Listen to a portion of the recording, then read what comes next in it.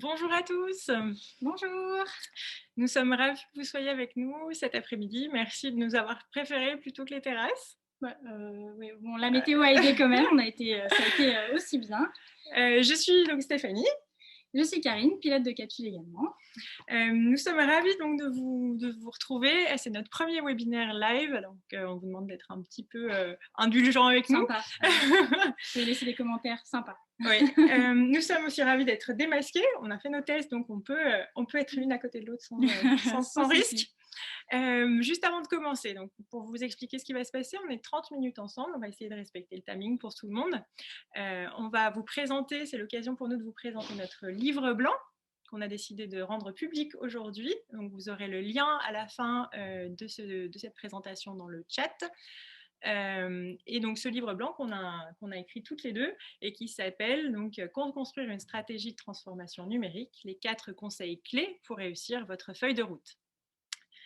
Nous prendrons donc 20 minutes pour vous conter tout ce que contient ce livre blanc et puis on gardera 5-10 minutes pour la fin si vous avez des questions. Donc n'hésitez pas pendant toute la présentation à nous faire Chatter parvenir dans la conversation. vos remarques et vos commentaires. On a Manon en régie et Yacine pour le soutien technique pour pouvoir prendre toutes les questions. Du coup, on va commencer et on va déjà se présenter un peu. Qu'est-ce que la capsule? Donc, la capsule, c'est 5 pilotes. Donc, vous en avez 2 devant vous, mais on a aussi Yacine, JB et Guillaume parmi nous. C'est un cabinet de conseil en fait en innovation qui est nantais, mais qui travaille aussi bien au niveau local qu'international. On est issu d'une démarche d'intrapreneuriat au sein du groupe Selentia, qui est un cabinet de conseil en transformation qui œuvre donc à Nantes, à Niort, à Paris et à Lyon. Donc nous, on accompagne les entreprises pour des projets, vous l'avez bien compris, de co-construction aussi bien stratégique qu'opérationnelle, mais aussi pour la création de nouveaux produits, de nouveaux services, au travers d'accompagnement toujours autour de l'intelligence collective. Notre approche repose sur un triptyque, 3 grands piliers, qui sont donc la rigueur du conseil, les bienfaits de l'intelligence collective, et puis une approche qui est centrée utilisateur. Et c'est la raison d'être, en fait, tout simplement de ce livre blanc. Donc ce livre blanc qui a un commencement, hein, bien sûr. Ce commencement, c'est tout simplement un projet qui a débuté donc, au niveau, pour le coup, local, avec la ville d'Orvaux. Coucou Orvaux. Qui nous a mandaté en fait pour travailler autour de la création, la co-construction d'une feuille de route pour la transformation numérique de la collectivité, mais créée en fait et co-construite avec une équipe de personnes qui sont plutôt issues du terrain, donc plus opérationnelles, avec le soutien et le support de l'équipe dirigeante et pour présenter cette feuille à terme auprès des élus. Donc l'enjeu était assez de taille parce qu'il y avait une innovation managériale. L'idée, c'était de faire travailler des équipes. On a relevé le défi parce qu'il y avait quand même aussi un enjeu autour des élections. On devait réaliser cette feuille en moins de 6 mois pour les élections de juin 2020. Tout ça, donc ça a débuté. On a lancé la mission après, donc suite à un diagnostic préalable. On a fait travailler les équipes autour de la vision de ce qu'était la feuille de transformation numérique de la ville, avec les équipes cœur, donc les terrains, et les équipes PIC, qui étaient plutôt les dirigeants. Et on a œuvré. Mais bon, tout ça, évidemment, c'était sans compter les aléas de la vie mondiale, pour le coup, donc avec une pandémie, un heureux événement, des élections reportées et bien sûr des vacances d'été. Donc pour poursuivre, heureusement, on a un travail d'équipe. C'est une des valeurs de l'équipe, la solidarité et la générosité. Et donc Stéphanie a pu prendre le relais et clôturer la feuille de route. Effectivement, j'ai clôturé le projet. Pour le dire, c'est quand même un projet qui était très beau, qui a vraiment bien marché. On en était très fiers. Et nous, dans notre méthode, dans notre process, on aime faire des rétrospectives pour pouvoir faire le bilan de nos enseignements, de nos accompagnements. Donc, on a fait ça avec l'équipe et on a voulu le formaliser lors de la Nantes Digital Week auquel on participait, donc qui est un événement nantais autour de la transformation numérique, du numérique en général. Et donc, ce bilan nous a permis de mettre en évidence des grandes clés de réussite et puis des échecs. Parce qu'il y a quand même des choses qu'on pouvait améliorer. Nous, fidèle à nos valeurs et notamment à la valeur de générosité qui nous porte et puis notre mission de faire grandir nos partenaires et grandir avec eux, on a décidé de réfléchir à un livre blanc. Et donc, c'est ce livre blanc que vous avez aujourd'hui qui s'appelle « Co-construire une stratégie de transformation numérique ». Ok, alors donc là, c'est Alfred. Alfred qui clairement s'endort, peut-être un peu comme vous. Donc, bon, concrètement, qu'est-ce qu'il y a dans ce livre blanc? Raconte-nous. Donc, ce livre blanc, c'est des exemples issus de nos expériences, des expériences donc, notamment d'Orvaux, et puis d'autres expériences où l'intelligence collective avait toute sa place et a œuvré pour des livrables concrets. Super. On s'est aussi appuyé donc, sur des études. L'idée, c'était d'avoir un peu de recherche et de point de vue un peu extérieur, une prise de hauteur pour mettre les choses en perspective, les conforter. Et pour rendre vraiment notre livre blanc très pratique, très pragmatique, on a mis plein de bonnes pratiques et puis des outils de facilitation qu'on utilise dans la plupart de nos accompagnements que vous pourrez retrouver. On a aussi partagé, bien sûr, quelques conseils pour éviter les pièges qu'on peut avoir sur notre chemin semé d'embûches d'un projet collectif. Il faut savoir vraiment qu'on a construit ce livre blanc de manière pragmatique. Donc, à chaque fin de chapitre, vous retrouverez des fiches récapitulatives sous forme de checklist pour vraiment pas oublier les étapes et des fiches outils dont vous parlez tout à l'heure, Stéphanie, pour pouvoir avoir à chaque fois la toolbox, vraiment votre boîte à outils sous la main pour pouvoir vous lancer si vous le souhaitez. Bon, Alfred, il s'endort. Donc, concrètement... Alfred 100 kilos. Ok, bon, ouais. Donc, qu'est-ce qu'il y a concrètement dans ce fameux livre blanc? Donc, on a listé 4 grands conseils pour vraiment réussir la définition de votre feuille de route, avec les 2 premiers qui sont un peu les socles. C'est comment avoir les conditions de succès, les conditions favorables à la co-construction dans un cadre collectif. La première étape, et je pense que ça commence toujours par là, c'est clairement construire et qui va-t-on mettre dans cette équipe, qui va pouvoir co-construire. Nous, on parle déjà de dépasser les égos parce que l'idée, c'est vraiment un temps collectif. Donc, ça, on collabore, on travaille ensemble. Et on doit convaincre aussi par notre légitimité pour que ce travail soit porté ensuite.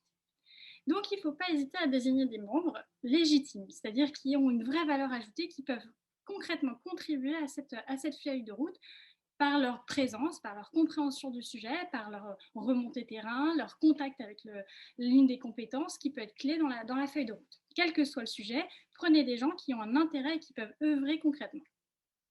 Ne pas hésiter à avoir un vrai équilibre des compétences. N'essayez pas de doublonner des compétences parce que va y avoir un point de vue qui doit être enrichissant. Ça ne veut pas dire qu'ils ne seront pas confortés ou contactés, mais essayez de favoriser cet équilibre dans l'équipe pour vraiment co-construire et avoir des points de vue riches, diversifiés. Ce qui est important aussi dans tout travail collectif, c'est d'être, c'est ce qu'on appelle les règles d'intelligence collective, en fait, c'est de valoriser le savoir-être. Le contenu, la technique, on peut l'avoir, mais savoir le partager, le transmettre, le mettre au niveau des autres membres de l'équipe, c'est tout aussi important en fait que les compétences mêmes. Et pour ce faire, une des bonnes pratiques qu'on a relevées, un peu plus tard d'ailleurs, c'était un premier échec et qu'on a remis en fait dans un autre projet, c'est de bien codéfinir le rôle de chacun. C'est-à-dire comment je vais contribuer, qu'est-ce que je peux apporter et quel investissement en fait je peux donner à l'équipe et à ce projet-là. Donc, une fois l'équipe constituée, deuxième conseil. Deuxième conseil, bien choisir son sponsor pour embarquer le collectif.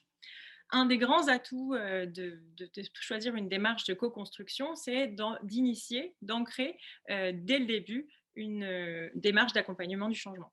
Et quand on choisit son sponsor, en fait, on choisit son premier agent d'accompagnement du changement. Donc, au-delà de trouver vraiment des ressources pour l'équipe qui va travailler sur le projet, le sponsor doit évidemment avoir du poids dans l'organisation, mais il doit aussi avoir des compétences et une connaissance effectivement du projet, une assez bonne connaissance. Mais ce dont on s'est rendu compte au fil de nos projets, c'est que ce sponsor, il ne doit pas forcément être acquis à la cause dès le départ. En fait, il devrait même être un peu critique, un peu douter du bienfait du projet, parce qu'on se rend compte que si on arrive à l'embarquer progressivement dans le projet. Une fois que cette personne-là est embarquée, elle a compris, elle est allée au-delà de ses doutes, au-delà de ses craintes, et elle sera encore plus à même d'embarquer les autres dans cette démarche. Donc, c'est vraiment important que cette personne-là ne participe pas, ne fasse pas partie des plus fervents admirateurs de votre projet. Donc ça, c'est un des premiers critères en fait de choix de votre sponsor. Deuxième critère, c'est qu'il soit aussi gardien du sens, qu'il arrive à réunir toutes les parties prenantes de votre projet pour pouvoir vraiment travailler une vision qui permettra de maintenir un cap tout au long du projet. Le troisième critère, c'est que cette personne sache trouver des relais dans l'équipe managériale dans son ensemble. Et ça a trois grands points d'importance. Le premier, c'est qu'il ne se retrouvera pas tout seul dans la partie d'évangélisation du projet. Ça permet aussi d'avoir un filet de sécurité en cas de départ du sponsor, et ça nous est déjà arrivé, donc on parle en connaissance de cause. Et le troisième point, c'est que cette personne, avec ses relais, pourra vraiment commencer à ancrer beaucoup plus profondément l'initiative de changement. Parce qu'évidemment, avec ces relais, elle va pouvoir organiser des rendez-vous de feedback fréquents sur le projet, donc ils vont être au courant très tôt, très en amont. Et puis, on va aussi les intégrer progressivement dans la réflexion avec l'équipe lors d'ateliers collaboratifs où on va leur demander de changer de posture, de jouer des rôles, de venir challenger, et ce qui va leur permettre de s'imprégner, de s'approprier le projet. Effectivement, donc l'idée d'avoir, après avoir construit ces deux étapes-là, ces deux points en fait clés, ce socle autour du projet, on va aller tout simplement en fait s'appuyer sur des méthodes de gestion de projet. C'est plutôt vraiment du bon sens, je pense pour beaucoup d'entre vous, mais comme le travail collaboratif va nécessiter encore plus de rythme parce qu'il faut embarquer plusieurs parties prenantes, et pour ça, il ne faut pas hésiter dès le départ à essayer d'évaluer, donc évidemment toujours avec des marges d'erreur, mais le temps d'implication des équipes. Un travail collectif, ça ne prend pas moins de temps. Au contraire, en fait, il y a un temps de diagnostic, il y a un temps d'appropriation, on en parlera tout à l'heure aussi de la sémantique, il y a aussi un temps de co-construction, des temps présentiels, et des temps asynchrones pour digérer l'information, arriver avec des informations, donner d'autres éléments pour pouvoir continuer à alimenter la feuille de route au fur et à mesure de ces temps de présentiel qui sont riches et qui sont rares, donc il faut vraiment pouvoir les exploiter. Donc ça, c'est une première étape, et c'est vraiment clé parce que, comme on disait tout à l'heure aussi, vis-à-vis des sponsors et des relais, il faut que ces moments, finalement, soient favorables ou cruciaux à l'échange et aussi à l'embarquement des parties prenantes externes à celles qui travaillent sur la feuille. Donc ça doit être rythmé. Donc il faut planifier pour donner du rythme. Bien sûr, se donner de la marge. Comme vous l'avez vu tout à l'heure, on a connu quelques aléas. Et cette marge-là, ça nous a quand même permis de compenser le temps, donc par exemple de mise en distanciel du projet, de gérer l'heureux événement, de gérer les élections retardées et bien sûr les vacances d'été. Ce rythme, il est important donc pour continuer de donner, comme je vous disais, il y a un quotidien, en fait, les personnes travaillent dans leur mission au quotidien, et cette co-construction, elle est souvent en parallèle.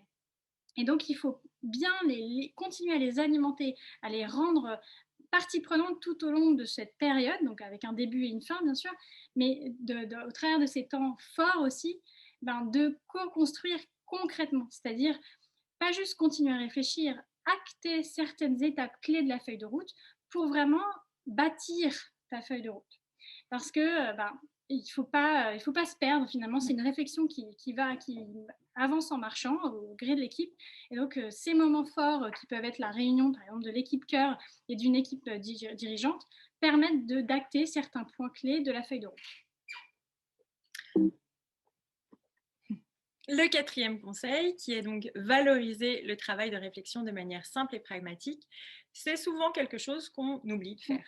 On laisse toujours ça pour la fin, on se dit on a fait le principal, le livrable se fera tout seul. C'est faux. Il y a un vrai enjeu derrière le livrable qui est de lisibilité, et il faut qu'il soit intelligible pour tous. Parce que c'est là où on va vraiment finalement assurer le succès de la mise en œuvre de cette feuille de route. Donc, Ce qu'on a appris par expérience, finalement, c'est qu'il faut absolument écrire le livrable ou rédiger les livrables en fonction de sa cible. Ça veut dire quoi? Ça veut dire, adapter son message selon l'intention qu'on a avec cette cible. Donc, si on prend un exemple, ça va être différent si on s'adresse à une cible qui va nous permettre d'avoir une prise de décision, une validation de notre feuille de route, que quelqu'un qui est là pour finalement juste soutenir ou mettre en œuvre. Donc, les intentions étant différentes, le message doit être différent. De la même manière, si on adapte le message, on va aussi adapter le format. Et le format, c'est les codes, la manière de la présentation qui va être différente, évidemment, mais c'est aussi les mots, le vocabulaire qu'on va mettre en place, qu'on va utiliser. Ce vocabulaire, d'ailleurs, c'est un des points qu'on a vraiment... qu'on recommande, c'est de le travailler très, très en amont tout au long du projet. La sémantique a vraiment son importance. Se mettre d'accord sur les mots, qu'est-ce qu'on met derrière ces mots, pour ne pas avoir à y revenir quand on sera dans la rédaction du livrable, c'est clé. Et on vous invite d'ailleurs à créer finalement un lexique au fur et à mesure de votre co-construction pour s'y référer au fur et à mesure. Donc ça, c'est le premier point. Le deuxième point, c'est de ne pas hésiter à faire appel à des tiers lorsque vous serez dans la rédaction de votre livrable. Ces tiers vous permettront certainement de prendre de la hauteur, vous allez être la tête dans le guidon, vous utilisez des mots qui peut-être ne résonneront pas chez votre cible. Donc cette personne, ce tiers, vous permettra justement d'avoir un livrable qui soit beaucoup plus percutant. Et donc, ça revient à ce qu'on se disait tout à l'heure. Là, vraiment, c'est important d'aller voir peut-être son sponsor ou les relais qu'on a activés ou même des personnes en dehors du projet pour avoir ce regard critique. Pour s'assurer que le message passe. Exactement. Super. Donc voilà, on vous a présenté les 4 points, disons les 4 conseils clés. Vous retrouverez tout le détail dans le livre blanc avec, bien entendu, comme on l'a dit tout à l'heure, les fiches outils, les exemples, la checklist, donc récapitulative pour un peu marquer toutes les étapes chaque fois que vous devez œuvrer au fur et à mesure de votre projet. Ce qu'on vous propose maintenant, c'est peut-être éventuellement, si vous avez des questions, de proposer des commentaires, ou si vous-même vous avez vécu des expériences, on est preneurs. Donc, on va se tourner vers notre régie. Alors, donc, on a des commentaires? Alors, ça marche plus. Alors. On vous laisse le temps de les formuler. Éventuellement, si vous avez des questions sur la création d'une équipe, notamment, c'est souvent ce qui revient comme débat dès le départ. En fait, qui je mets pour faire cette feuille de route. Sur le sponsor aussi, ne pas hésiter à vous entourer. Oui. Ça peut être un ou plusieurs. On a aussi vécu des sponsors peu acquis à la cause, encore récemment. Oui. On a eu ça il n'y a pas très longtemps. Et qui, au fur et à mesure, a été conquis par les travaux et finalement est devenu notre premier ambassadeur et aujourd'hui bouge l'entreprise pour qu'il y ait plus de projets qui soient collaboratifs. Donc c'est un peu compliqué peut-être dès le départ de se dire qu'on peut avoir un sponsor qui n'est pas acquis à la cause, mais c'est aussi important de croire, en fait, d'avoir une conviction vis-à-vis de votre méthode, vis-à-vis de vos échanges. Donc il ne faut pas hésiter à aussi être très transparent. En fait, nous aussi, on faut faire preuve d'humilité. Hein. Il y a des choses qui fonctionnent, des choses qui ne fonctionnent pas avec les humains. Donc, il ne faut pas hésiter à reconnaître ses échecs ou ses erreurs. Alors, Pierre-Louis, merci pour cette question. Avez-vous des conseils pour éclairer un sponsor sur l'ensemble des enjeux du projet?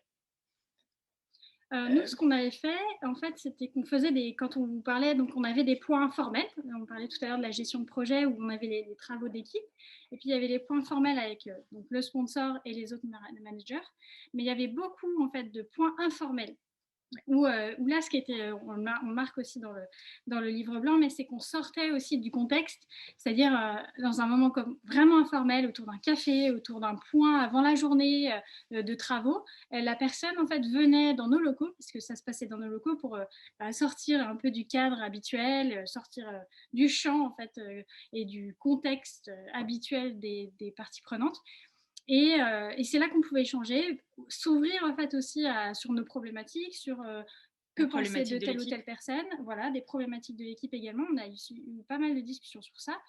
Et c'est encore une fois, en fait, c'est en toute honnêteté ou en toute franchise que si vous êtes authentique et vous avouez une difficulté, ou si vous percevez aussi des choses dans l'équipe, là, ça fait partie en fait du process de co-construction. Exactement, du temps collectif. Ce que nous, on se dit dans le temps collectif, c'est que si par exemple il y a des problématiques dans l'équipe, il ne faut pas hésiter à rappeler l'enjeu en fait, du collectif, qui est de co-construire un projet ensemble.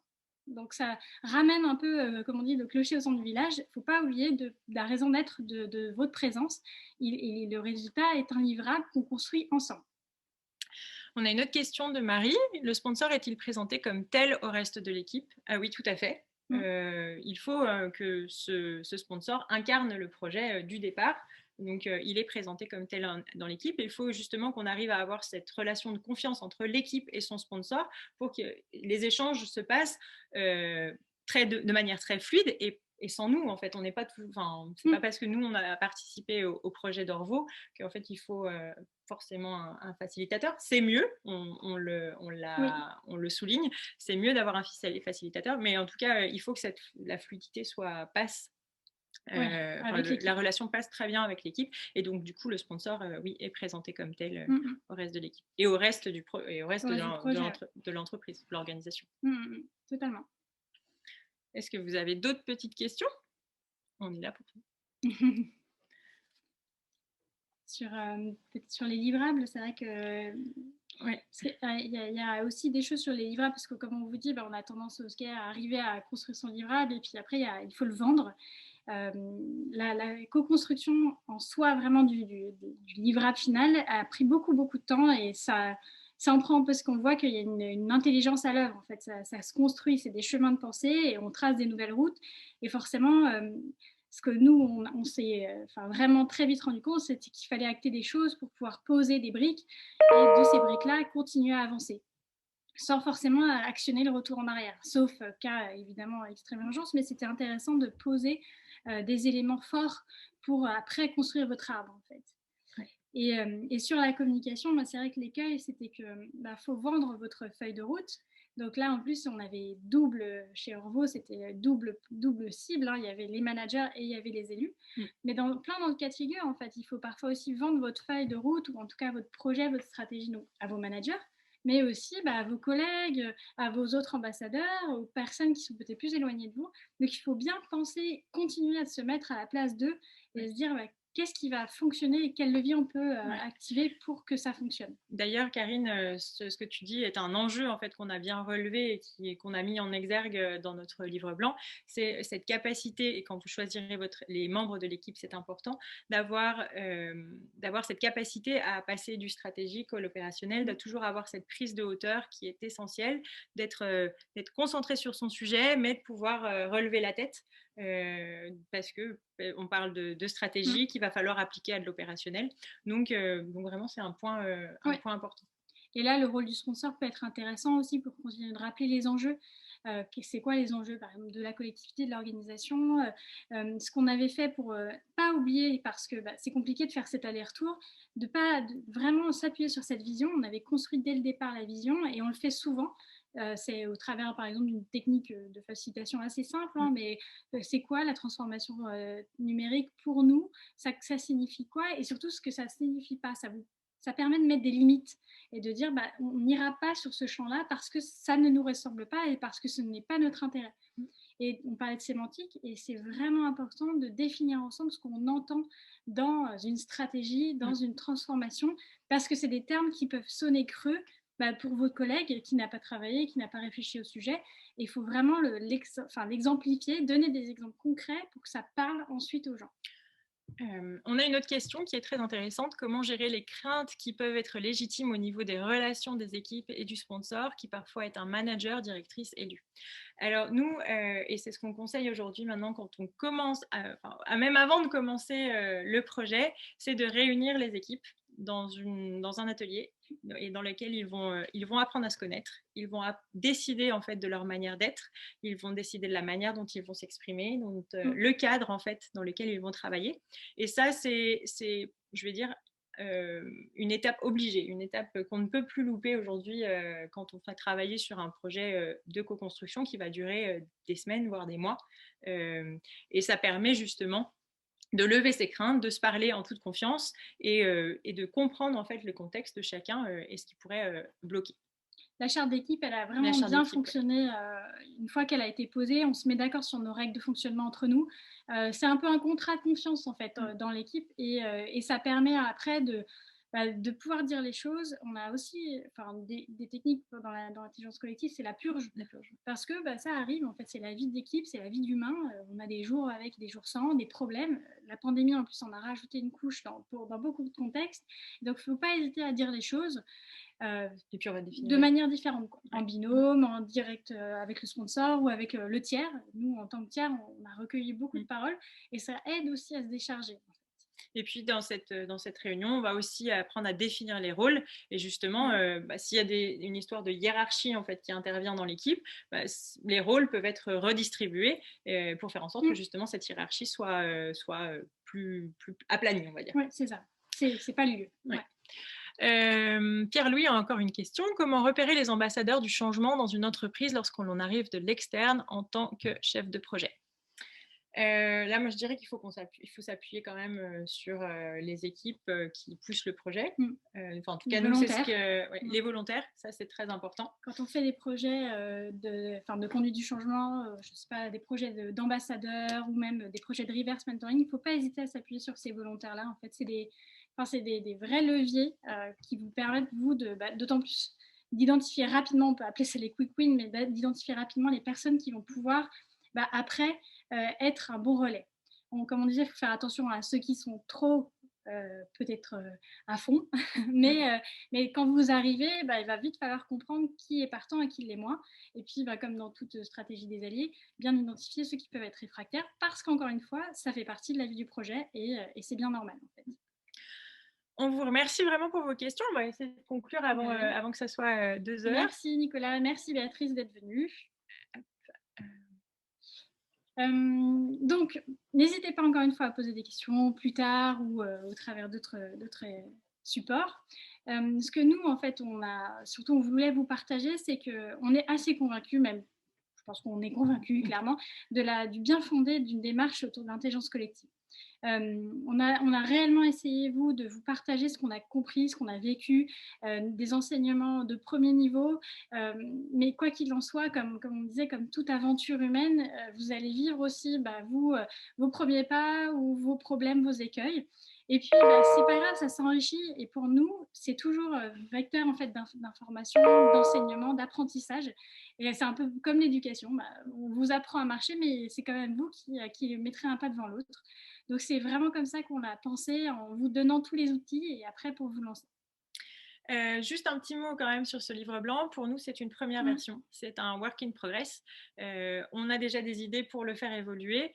Et si vous avez des expériences que vous voulez nous partager qui peuvent nous aider à l'enrichir, vous êtes vraiment bienvenus. Vous pourrez retrouver évidemment ce livre blanc dans le lien qu'a partagé Manon dans le chat. On va le repartager d'ici la fin de cette présentation. On va aussi le partager sur LinkedIn. Et si vous avez loupé le début de notre fantastique webinaire, fantastique. Eh bien, on va aussi mettre la vidéo. Et puis, n'hésitez pas à nous contacter directement, soit à nos mails, soit donc Stéphanie ou Karine à lacapsule.co ou Alfred aussi. Vous pouvez venir réveiller Alfred, qui sera se réveiller. Merci beaucoup, merci à tous. Merci pour vos questions. Et puis à très bientôt. Et à très très bientôt. Merci beaucoup. Au revoir.